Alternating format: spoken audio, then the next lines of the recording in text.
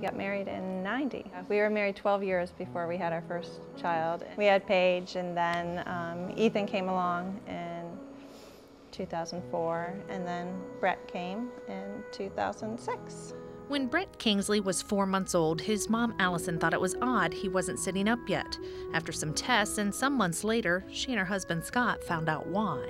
We went in and were told he had spinal muscular atrophy type 1. And Scott immediately asked if it was terminal. And eventually it does. It is terminal. But he's still here. Okay, buddy. They'd never even heard of SMA, but soon thrust themselves into finding out everything about it, including the shocker. Bret got the deadly disease from a gene they both carried. Their first 2 children had that same 1 in 4 chance of developing it too, but didn't. Just Bret got the deadly gene mix. I mean, what's the chances of that happening? I mean, not knowing there's that background in your family, and then you get to a point where you both have that recessive gene.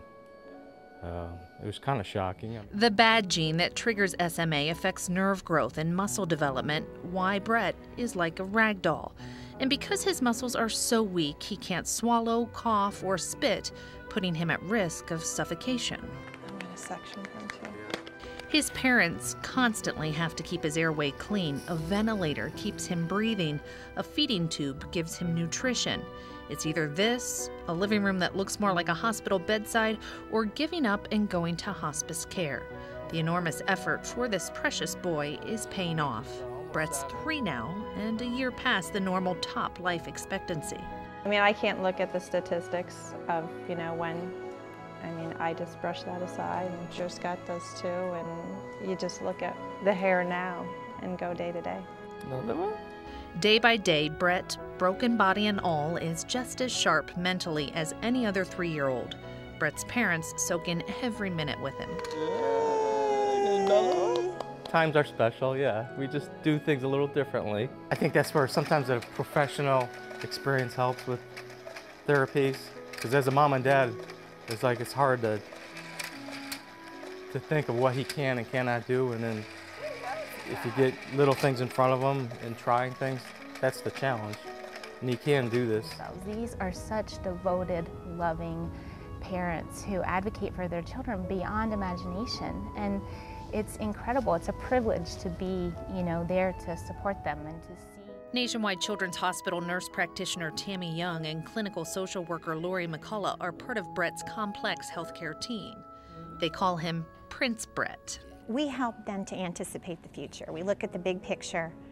We try to help coordinate communication amongst all the specialists and help the family to anticipate what might be the next step. And they know he's on a ventilator. One of Bret's specialists is Nationwide Children's Hospital pulmonologist Dr. Richard Schell. One of Bret's past complications was RSV, a virus that affected his breathing. Unfortunately, when you have no muscles to breathe and you get a virus like this, Bret had more difficulty with that than the average child. And we had to make some really hard decisions as to how we can get him out of the ICU and get him home. She took another one. He took the other one. Home is a happy place, lots of smiles. Every day Bret is here is a good day. I don't have a life expectancy for Bret. Obviously, his life expectancy is less than a normal child, but we have every hope that with supporting him and treating what things come our way when we need to treat it, that he can survive for a long period of time. I can get you too. Get you too. It's a long journey, and everybody's had their contribution along the way. We don't go out asking for help relatively, but people are always there to step up to the plate. That kind of circle of people around at any time. Yeah. It's an amazing hospital. Great source of support. They're a circle of hope.